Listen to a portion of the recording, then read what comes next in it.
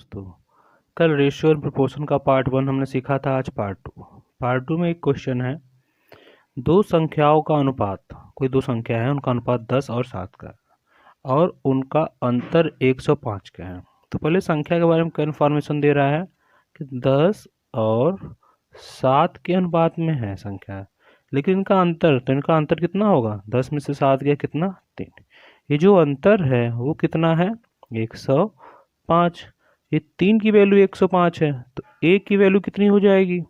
Solve कर लो। 105 divide by 3, 3 की table में जाएगा, 3 3 जा और 3 5 जा, तो ये मतलब 35 आई a की वैल्यू। अब सॉल्व क्या करना, उन संख्याओं का योग ज्ञात करो। तो संख्या जो थी कौन सी थी? 10 और 7। तो 10 और 7 ये उनका योग हो गया, कितना हो गया? 17। 17 इंटू 35, इतना सॉल्व कर दोगे, ये आ जाएगा आपका आंसर। ठीक है, कैलकुलेशन कैसे करेंगे मल्टीप्लिकेशन के लिए? तो 17, या तो 17 का टेबल आता हो तो भी इजी है। 17 का 5 में जंग 85 होता है, तो ये 5 आ गया, रिमाइंडर 8 बच गया और 51 51 हो जाएगा, तो ये 59। तो ये 59 आंसर हो जाएगा।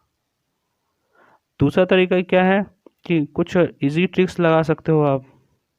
35 है, हाँ, इसका मल्टीप्लाई कर लो, 7 5 35, 3 कम 3। लेकिन ये अभी इजी नहीं होगा क्योंकि 17 का टेबल आता है, तो इससे अच्छा कुछ नहीं है। टेबल आप 25 तक कम से कम रखिए, 25 टेबल इनफ है। उसके बाद ये जो मैं ट्रिक बोल रहा था, ये ट्रिक अभी नहीं ट्राई करो, और फिर दोनों का क्रॉस करते हैं। इसका 7 का 5 में और 3 का 1 में मल्टीप्लाई करके लिख दिया। अब दोनों का क्रॉस, 5 का 5 में हो गया और 7 21, तो ये 21 कुछ हो जाएगा। और फिर जोड़ेंगे, तो उसको आप अभी अप्लाई ना करो, सीधा मल्टीप्लाई कर लो। यही आपका आंसर है फर्स्ट वाले का। और अगर इसको कंप्लीट करूं तो मैंने जो बोल रहा था, अगर देखना है तो इसमें क्या था, क्रॉस करो, 5 का 1 कम 5 हो जाएगा और 7 तिक 21, तो 21 और 5 कितना हो जाएगा? 26 हो जाएगा। इसको ऐड कर लो। तो दोनों केस में वही आता है, लेकिन ये लॉन्ग वाले के लिए है जब कैलकुलेशन थोड़ा सा बड़ा हो जाए, नहीं तो आंसर ही होगा। अब दूसरा क्वेश्चन मैं लिख के पहले से ही लाया हूँ। बोल रहा है दो धनात्मक पूर्णांक संख्याओं का गुणनफल।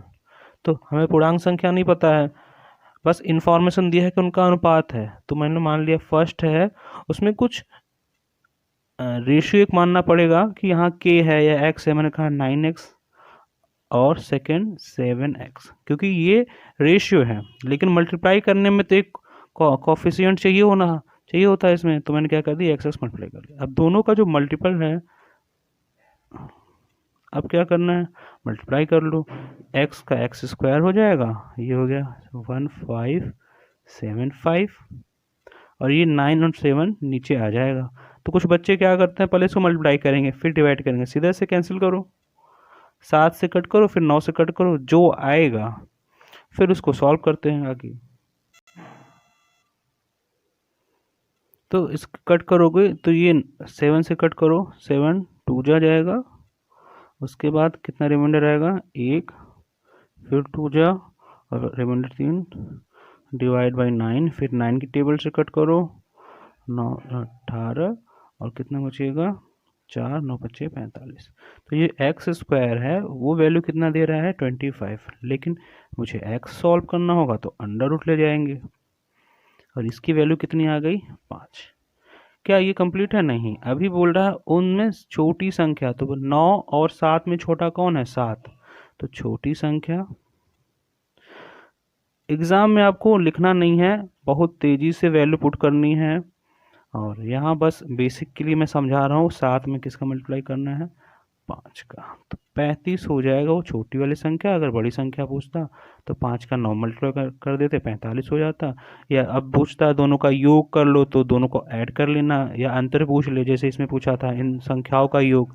तो जो भी नेक्स्ट स्टेप हो अकॉर्डिंग टू क्वेश्चन होगा। इसमें सबसे छोटी पूछा था, मैंने कहा सबसे छोटी इन दोनों में 7 है, तो 5 का मल्टीप्लाई कर लिया। ये हो गया सेकेंड का आंसर। अब थर्ड क्वेश्चन देखते हैं। थर्ड क्वेश्चन बोल रहा है तीन संख्याओं का योग 68 है, पहली और दूसरी संख्या। तो याद करो कल हमने एक टॉपिक डिस्कस किया था, ए दूसरी संख्या है, बी का कितना रेशियो है, ए बी का रेशियो हो गया 2 और 3, तथा दूसरी और तीसरी, दूसरी जो है उसमें 5 है और तीसरी जो है वो कितना दे रहा है इसमें 3। फिल करने के लिए इसके सामने वाली वैल्यू, इसके सामने वाली 3 और इसके सामने वाली वैल्यू 5, इसको मल्टीप्लाई कर लो, 10, 15 और 9, ये ए बी सी का रेशियो आ गया ए बी सी का रेशियो 10 + 15 + 9। अब क्या बोल रहा है, इनका जो सम है तो सम कर लो, कितना 68, इसको ऐड करो 9 34 इक्वल्स किसके बराबर है 68। तो जो एक की वैल्यू आएगी वो कितनी आएगी, 2 टाइम्स जा रहा है तो 2 आ जाएगी। अब बोल रहा है इसमें सबसे छोटी संख्या याद करो, तो इसमें सबसे छोटा कौन है 10, 15 और 9 में सबसे छोटा है 9। तो आंसर इसका क्या होगा 9 × 1, तो 9 में 1 का मल्टीप्लाई कर देंगे और यहाँ 1 की वैल्यू कितनी है, ये 1 ये है, न कि 1 आंसर में है फाइनल। 9 क्या होता है 9 × 1, तो 9 × 2 कर देना, 18 आंसर आ जाएगा। इसमें क्वेश्चन बदल के भी आ सकता है कि जैसे सबसे बड़ी संख्या क्या है, तो सबसे बड़ी 15 है, 15 में 2 का गुणा होगा, 15 दूनी 30 हो जाएगा। ये रेशियो है, कंफ्यूज नहीं होना, आप 9 आंसर नहीं करना। बोल रहा है ना कि एक जो एग्जैक्ट वैल्यू है उसकी 2 के बराबर है।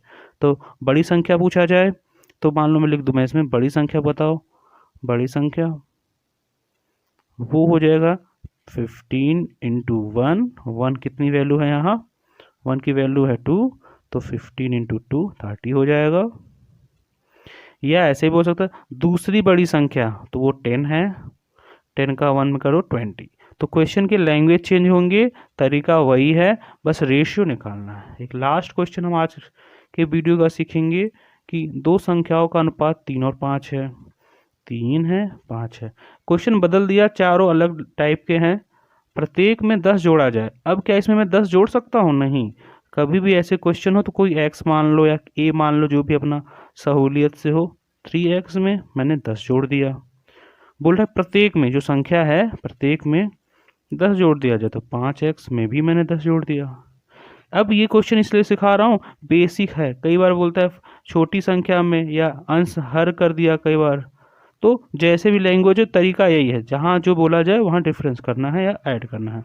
अब जब दोनों में 10 ऐड कर दिया तो रेशियो कितना हो गया 5/7। अब ये सबसे बेसिक है, इससे बेसिक कुछ नहीं, क्लास 10th 9th और छोटे छोटे क्लासों में सिखाई जाती है, लेकिन ये कई बार डिफ़िकल्ट क्वेश्चन भी सॉल्व कर जाती है। अब इसका क्रॉस मल्टीप्लाई कर लो, 7 का 3 में, 7 का 10 में, तो 21x + 70 और 5 25x + 50। ये x वाली इधर चली जाएगी और ये कांस्टेंट वैल्यू इधर चली जाएगी। तो मैं अगर लिखूँ तो लिखूँगा 25 - 21, ये x की वैल्यू आ गई और 50 इधर गई तो कितनी आ गई 20, 70 - 50, तो x की वैल्यू कितनी आ गई 21, ये 4 आ गया और ये हो गया 20 / 4। स्टेप्स मैंने कम कर दिए और कितनी बार जाएगा 5 बार, तो जो वैल्यू है 5 आएगी। अब बोल रहा छोटी संख्या याद करो, तो छोटी संख्या क्या है 3x।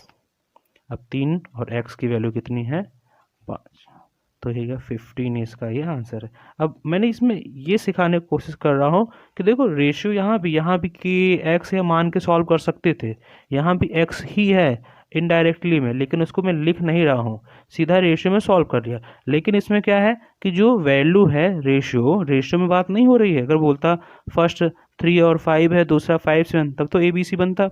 यहाँ बोल रहा है जो रेशियो उसमें ऐड किया है 10, और जो 10 है या तो 10 का रेशियो कर लो, 3 5 में 10 का रेशियो बनाओ, वो थोड़ा सा लेंदी बनेगा। तो मैंने कहा इजी है, जो बोल रहा है 10 ऐड कर दिया।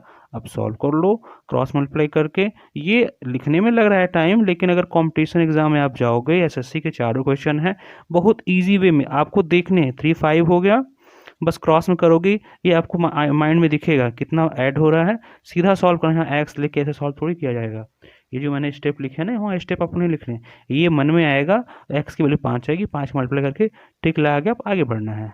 और हर क्वेश्चन में कहीं भी लेंदी नहीं है, यहाँ भी आपको केवल रेशियो निकल, जैसे ही मन में रेशियो निकला आपका, उसके बाद तुरंत ऐड करके 2 टाइम्स हुआ, मल्टीप्लाई करके आगे बढ़े, तो 5 से 10 सेकंड का ये काम है। लेकिन बेसिक है तो थोड़ा टाइम लगेगा आपको सिखाने में।